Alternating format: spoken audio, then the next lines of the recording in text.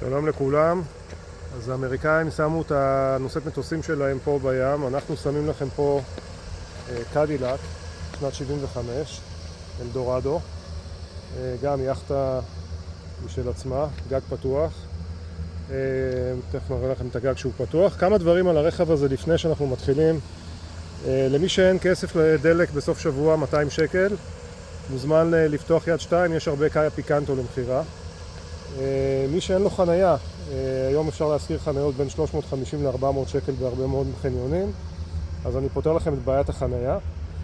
צריכת דלק היא 1 ל-5, מנוע 8200, מי שלא אוהב מנועים גדולים או לא אוהב רכב שלוקח הרבה דלק, יש הרבה טסלות ביד 2 גם התחילו להופיע.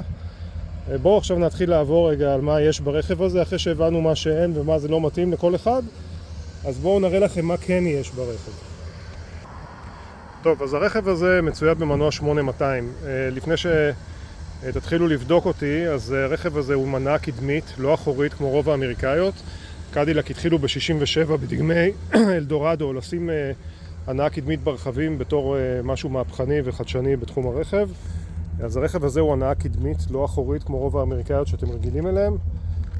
רכב בערך עם 8 צילינדרים, בערך עם 300 כוחות סוס. מושבים מאור, פנים יפהפה.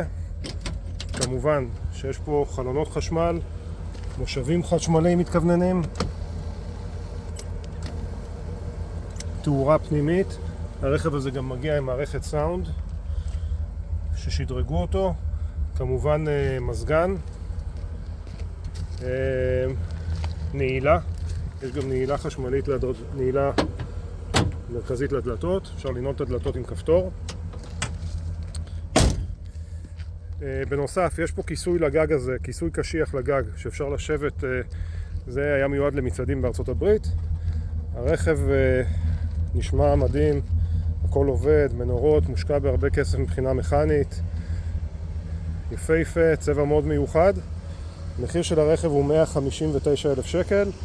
נכון שהדולר עכשיו נמוך, אבל כשיש את הרכב מול העיניים והוא נמצא בארץ ואין שום צורך בהובלות ומלחמות כמו שיש עכשיו והרבה דברים שיוכלו לגרום לכם לבעיות ולעלויות נוספות, יש לכם פה רכב מדוגם, יפהפה, 1975 קדילק אלדורדו, פרטים אצלי בטלפון.